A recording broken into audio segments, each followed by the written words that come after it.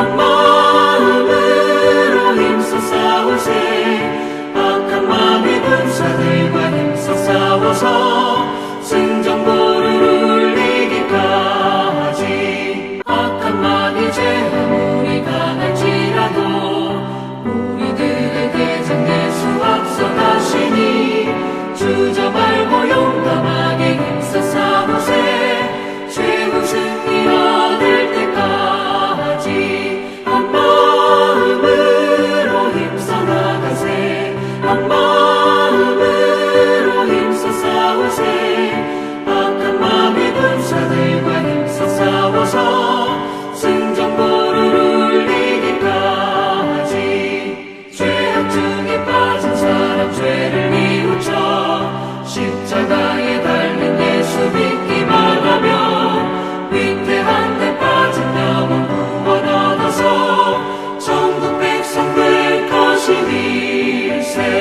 한 마음으로 힘써 나가세. 한 마음으로 힘써 싸우세. 악한 마귀 군사들과 힘써 싸워서 승전보를 울리기까지.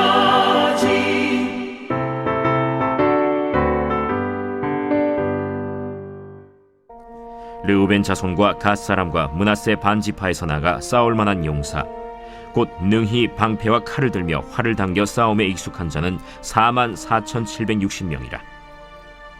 그들이 하갈 사람과 여두루와 나비스와 노답과 싸우는 중에 도우심을 입었으므로 하갈 사람과 그들과 함께 있는 자들이 다 그들의 손에 패하였으니, 이는 그들이 싸울 때 하나님께 의뢰하고 부르짖음으로 하나님이 그들에게 응답하셨습니다.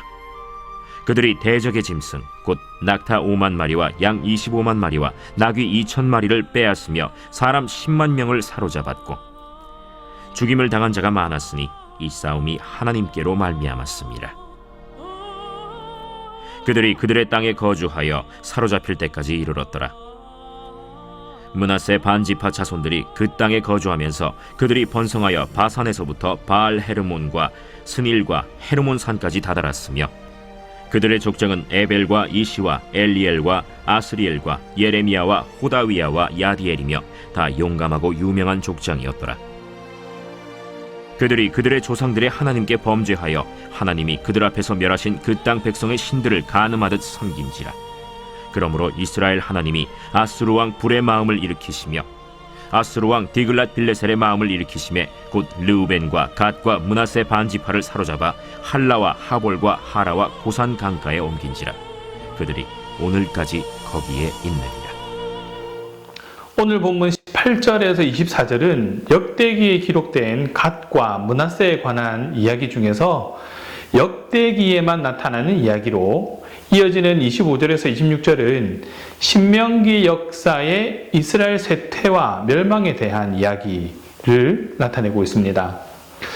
이 이야기들은 역대기의 두 가지 주제를 말해주고 있습니다. 하나님께 대한 순종과 신실한 믿음이 축복을 가져오며 불순종과 거짓 예배는 저주를 가져온다라는 그런 내용입니다. 20절은 르우벤, 갓, 므낫세가 하갈 사람들과의 전쟁에서 축복을 받았다라고 이야기를 하고 있습니다. 그들은 그저 도우심을 입었기 때문에, 하나님께 의뢰하고 부르짖었기 때문에 응답하셔서 전쟁에서 이길 수 있었던 것입니다. 그러나 하나님께 범죄함으로 종말을 맞이하게 됩니다. 그들의 종말은 멸망과 포로로 잡혀가는 것이었습니다. 26절에 오늘날까지라는 말은 포로 상태로 남은 자신의 공동체에게 이런 경고를 남깁니다. 하나님의 은혜를 당연히 여기지 말라. 예루살렘은 기대하지 않았던 놀라운 두 번째 기회를 얻었습니다. 그러나 잊지 말아야 할 것은 그들도 그들의 조상의 길로 돌아가면 모든 것을 잃게 된다라는 것입니다. 오늘 본문의 내용은 전쟁을 위한 용사들을 계수함으로 시작합니다. 그리고 그 전쟁에서 크게 승리를 거두게 됩니다. 18절에서 4만 5천 명이 채 안 되는 숫자로 전쟁을 했다라고 했는데 21절에 보면 상대방을 전쟁 포로로 사로잡은 자만 10만 명이라고 말하고 있습니다. 이렇게 오늘 본문은 이들의 공동 운명에 대해서 말해주고 있습니다. 특히 20절 말씀이 중심에 위치하고 있다는 것에 주목해야 합니다. 역대상 5장 20절 말씀입니다. 도우심을 입었으므로 하갈 사람들과 그들과 함께 있는 자들이 다 그들의 손에 패하였으니 이는 그들이 싸울 때에 하나님께 의뢰하고 부르짖음으로 하나님이 그들에게 응답하셨습니다. 하나님이 부르짖는 자들에게 반드시 응답하신다라는 점을 강조하고 있습니다. 이스라엘 백성들이 애굽을 나와서 가나안에 이르게 되었을 때에 르우벤 지파와 갓 지파, 므낫세 반 지파는 요단 동편 땅을 기업으로 받았습니다. 하나님께 부르짖고 응답도 받고 부르심에 순종하는 이들로 보여지는 그런 부분이기도 하죠. 하지만 마지막에는 아수르에게 사로잡혀가게 되는 결과를 맞이하게 됩니다.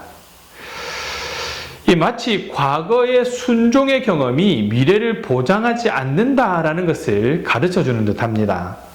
이를 통해 우리는 온라인으로 예배를 드려야 하는 지금 상황을 빗대어서 점검해 볼 수 있습니다.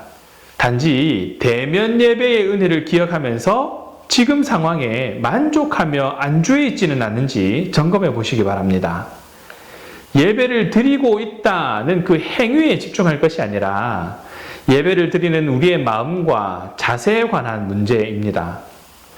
사실 온라인 예배를 통해 예배하는 것은 예전에 익숙하게 모여서 드렸던 예배와 분명 다른 모습들입니다. 그럼에도 찬양의 시간과 기도, 말씀 봉독의 시간들이 예전에 드렸던 것에 준하여서 만족하고 있지는 않은지 점검해야 하는 것이죠.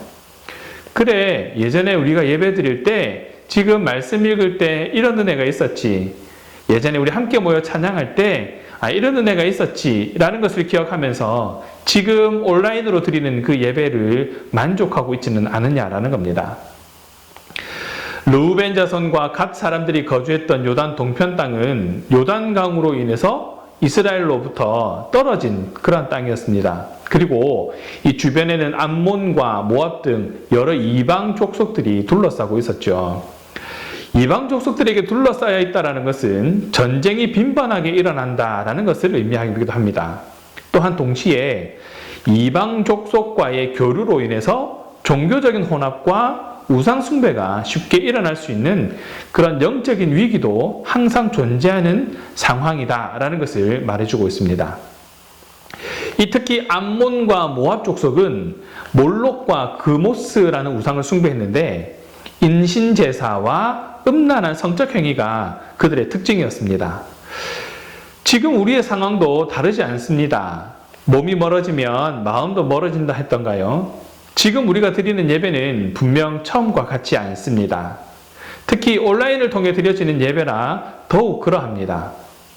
그러다 보니 환경의 영향을 받게 됩니다. 집중할 수 없는 상황에 놓이기도 합니다. 이 정도는 괜찮겠지 하다 보면 어느 순간 헤어나오지 못하는 결과를 맞이하게 될지도 모른다는 것을 기억하시기 바랍니다. 25절에서 26절에 보시면 므낫세 지파의 영역은 바산과 바알 헤르몬, 스닐, 헤르몬 산까지 다다랐다라고 기록하고 있습니다. 하지만 불순종으로 인해서 한순간에 모두 빼앗기게 됩니다. 르우벤, 갓, 므낫세 반 지파가 아수르에 사로잡혀가서 오늘까지 거기 있었다라는 표현은 그들의 운명과 유다, 베냐민, 레위 지파를 중심으로 예루살렘에 다시 정착한 그런 사람들의 운명을 대조하는 역할을 하기도 합니다. 그들은 오늘까지 그곳에서 있었지만 이들은 오늘까지 여기에 있다라는 것이죠. 르우벤과 갓과 므낫세 반 지파의 족보에는 북이스라엘이 겪었던 유배에 대한 경험이 반복해서 설명되기도 합니다. 그럼에도 오늘 본문을 통해서 우리가 기억해야 할 것은 하나님께 대한 순종과 신실한 믿음이 축복을 가져오고 불순종과 거짓 예배는 저주를 가져온다는 것입니다. 과거에 잘했던 것도 중요합니다. 무의미하지 않습니다. 하지만 그때의 은혜가 지금 나에게 족하지는 않다라는 것입니다. 지금 우리가 구해야 합니다. 도우심을 입어야 합니다. 하나님께 의뢰하고 부르짖어야 합니다. 그리고 하나님께서 응답하셔야 합니다. 지금 하나님께서 그렇게 하셔야 한다는 것입니다.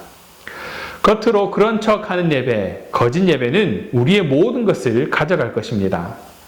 빼앗길 것을 두려워해서 잘하는 척하지 말아야 할 것입니다. 죄를 짓고 하나님과 멀어진 상황이었지만 하나님께 의뢰하고 부르짖었던 르우벤 지파, 갓 지파, 므낫세 반 지파의 행동을 기억하시기 바랍니다. 평소에 내가 어떠한 모습으로 지냈든 도움이 필요할 때에 간구하고 부르짖으면 되겠지. 아무렇게나 살다가 도우심을 구하면 되겠지 라며 꼼수를 부릴 생각은 마시기 바랍니다. 하나님의 은혜를 경험한 사람이라면 그 모습이 바뀌어야 하는 것이 당연한 것입니다. 과거의 은혜를 기억하며 지금도 그 은혜 안에 있기를 바라면서 각자의 삶을 점검하는 시간 되시기 바랍니다. 하나님께서 우리와 함께 하실 때 비로소 우리는 인생에서 답을 얻을 수 있습니다. 우리가 하나님을 떠나서가 아니라 하나님께서 우리를 떠나시면 우리는 아무것도 할 수 없는 그런 존재다라는 것을 깨닫고 하나님을 의지하는 그런 신앙인이 되시기를 주님의 이름으로 축원합니다. 도우심을 힘입어 사는 저와 여러분들 되시기를 간절히 축원합니다. 기도하겠습니다. 사랑의 하나님 감사합니다. 오늘 말씀을 통해 하나님의 도우심을 다시 한번 깨닫습니다. 하나님, 하나님의 인도하심과 도우심이 필요함을 깨닫는 그러한 신앙이 되기 원합니다. 또한 깨닫는 데서 멈추는 신앙이 아니라 하나님께 부르짖으며 의뢰하는 삶이 되기 원합니다. 하나님께서 응답하실 때 온전해짐도 다시 한번 기억합니다. 세상 유혹 앞에서 더욱 하나님을 바라보는 믿음이 되게 하시고 본문의 내용을 통해 다시 깨닫게 된 도우심을 입어 하나님께서 응답하시는 삶을 살아가는 그런 성도가 될 수 있도록 인도하여 주시옵소서. 우리의 연약함으로 하나님을 떠나게 되는 실수를 범하지 않도록 인도하시고 붙드셔서 다시 하나님의 섭리 안으로 이끄시는 하나님의 손길을 기억하며 끝까지 붙들려 살아가는 삶이 될 수 있도록 인도하여 주시옵소서. 감사합니다 주님. 우리 주 예수 그리스도 이름으로 기도합니다. 아멘.